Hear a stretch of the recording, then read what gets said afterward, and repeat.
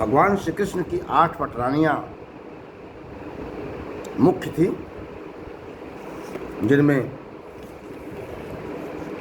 पहली और मुख्य पटरानी का नाम था रुक्मिणी जी, दूसरी सत्यभामा, तीसरी जाम्बवती, चौथी कालिंदी, पांचवी मित्रवृंदा, छठवीं सत्या, सातवीं भद्रा और आठवीं लक्ष्मणा। ये भगवान की 8 मुख्य पटरानियाँ थीं। इसके अलावा भगवान की 16,100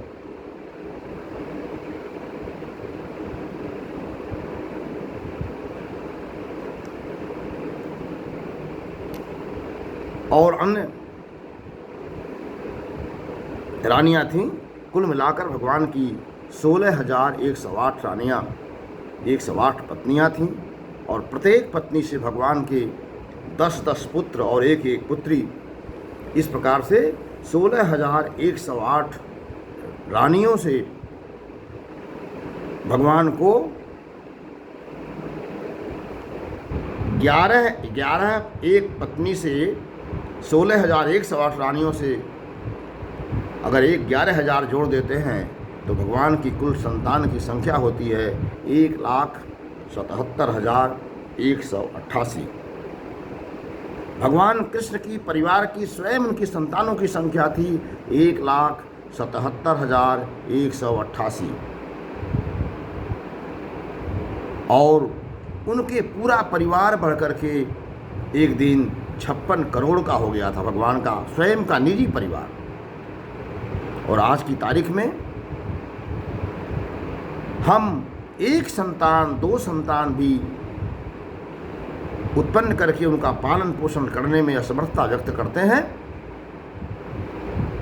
यह इस बात की सीख देती है हमें कि हमें अपने परिवार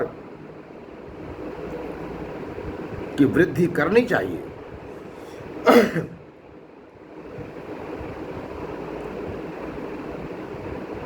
यह कहना बिल्कुल गलत है कि हम बच्चों की, संतानों की पालन पोषण और उनका संवर्धन कैसे करेंगे। यह उन्हीं लोगों के लिए चिंता का विषय हो सकता है जो यह मानते हैं कि वो पालन पोषण और संवर्धन परिवार का और बच्चों का, संतानों की वह करते हैं, जबकि सच्चाई ये है कि आप किसी का कुछ नहीं करते। आप केवल कस्टोडियन हैं, आप केवल निमित्त मात्र हैं। गीता में भगवान अर्जुन से कहते हैं कि हे अर्जुन, अहम अस्य प्रभुः मत्तः सर्वः प्रवर्तते। मुझसे ही सब पैदा हुए हैं और मैं ही सबका प्रवर्तन, मैं ही सबका संचालन, मैं ही सबको पालन पोषण करता हूँ। अहम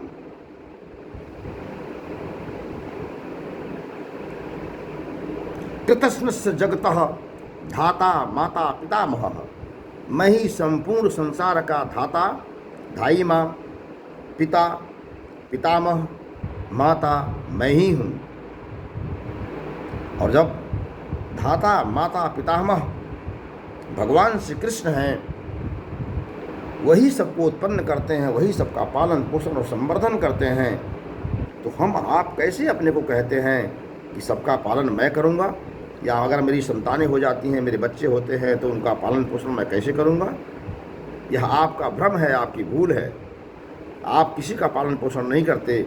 पालन पोषण करने वाले, जो जन्म देने वाला जन्मदाता है, जो 9 माह बच्चे को माँ के पेट में, माँ के गर्भ में रख करके आपसे ज़्यादा उसका पालन पोषण संवर्धन करता, देखभाल करता है, उसको हवा, उसको पानी, उसको भोजन, जितनी भी चीज़ें आवश्यकता होती है, 9 माह माँ के पेट में बच्चा उल्टे, उसका पैर ऊपर होता है, सर उसका नीचे होता है, और ऐसे दुस्तर परिस्थिति में भगवान उस जीव का पालन पोषण संवर्धन करते हैं और आपसे हमसे ज़्यादा बेहतर करते हैं। जैसे ही जीव बाहर आता है, बच्चा बाहर आता है, उसको तमाम प्रकार की बीमारियां लग जाती हैं या लगने का खतरा रहता है, इन्फेक्शंस होने का डर रहता है, उसको जीवन में संघर्ष करना पड़ता है अपने 2 रोटी के लिए, अपने 2 वस्त्र के लिए और एक छोटे से मकान के लिए, यानी मकान, रोटी, कपड़ा के लिए उसे संघर्ष करना पड़ता है। लेकिन जब तक वह भगवान की शरण में माँ के गर्भ में रहता है तब तक वही बच्चा रोटी, कपड़ा और मकान के लिए संघर्ष नहीं करता। ये तीनों चीज़ें उसे माँ के गर्भ में बड़ी ही अच्छी तरह से उपलब्ध कराते हैं। इसलिए आपका यह भ्रम नहीं होना चाहिए कि आप किसी का पालन पोषण करते हैं। जो पत्नी के रूप में, परिवार के रूप में, आपके मित्र के रूप में, जो कोई भी आपके इर्द गिर्द है और जिसको आप अपने परिश्रम के द्वारा, अपने आय के द्वारा, अपने श्रम के द्वारा जिनका पालन पोषण करते हैं, आपको लगता होगा कि हाँ आप कर रहे हैं, आप नहीं कर रहे हैं। उस जिसका आप पालन पोषण कर रहे हैं वह प्रारब्ध के साथ में आपके साथ, ऋणानुबंध संबंध के साथ में आपके साथ जुड़ा हुआ है और पूर्व जन्म की या तो उसके ऊपर ऋण होंगे या उसके ऊपर उपकार होंगे आपके ऊपर, और इस वजह से वह आपके पुत्र के रूप में, संतान के रूप में, पत्नी के रूप में, भाई के रूप में, माता पिता के रूप में या मित्र के रूप में, संबंधी के रूप में आपके साथ जुड़ा हुआ है। और जो पूर्व जन्म के उसके ऋण आपके ऊपर है, उस ऋण को आप चुकता कर रहे हैं। ये बात आपको ध्यान में रखना चाहिए और इस भ्रम से अपने को निकाल लेना चाहिए कि आप किसी का पालन पोषण करते हैं, आप किसी का संवर्धन करते हैं। 1,77,188 आज की तारीख में एक भी परिवार नहीं मिलेगा संपूर्ण संसार में जिसके किसी एक परिवार में इतने सदस्य हों, किसी एक व्यक्ति की इतनी संतानें हों। और भगवान स्वयं 16,108 रानियों के पति थे। एक साथ समस्त पत्नियों के साथ उनके साथ अलग अलग निवास करते थे और सबको यह एहसास होता था कि भगवान श्री कृष्ण मेरे ही साथ हैं, बाकी 16,107 रानियों के साथ नहीं, मेरे पास हैं। किसी को यह ज्ञान नहीं था कि भगवान सबके साथ में, सबके कक्ष में एक साथ विराजमान है। लेकिन क्यों? क्योंकि भगवान हैं, हम जीव हैं, वो जीवेश हैं, हम आत्मा हैं, वो परमात्मा हैं, हम नर हैं, वो नारायण हैं, मैं अणु हूँ और वो विभु हैं। तो हमारी तुलना उनसे नहीं हो सकती। हम 16,108 रानियों के पति नहीं हो सकते। हम प्रत्येक संतान से 11 संतानें पैदा करके 1,77,188 संतानों के पिता नहीं बन सकते। लेकिन अगर भगवान एक पत्नी से 11 बच्चे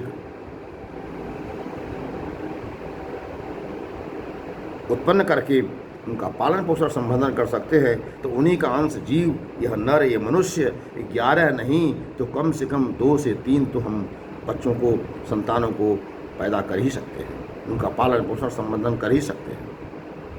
इसलिए आज की परिस्थितियों को देखते हुए अपने अपने संतान वृद्धि पर भी हमें ध्यान देना चाहिए। भगवान श्री कृष्ण की इस लीला से हमें यह शिक्षा मिलती है कि हमें अपने संतान, अपने परिवार की वृद्धि पर भी ध्यान देना चाहिए।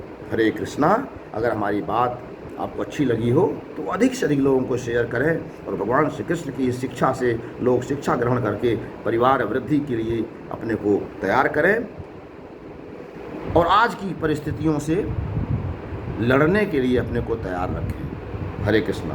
हरे कृष्ण। हमारे वीडियो को अधिक से अधिक लोगों को शेयर करें, इसे सब्सक्राइब करें और इस दास को अपने आशीर्वाद से अभिसिंचित करें। हरे कृष्ण। हरे कृष्ण। हरे कृष्ण।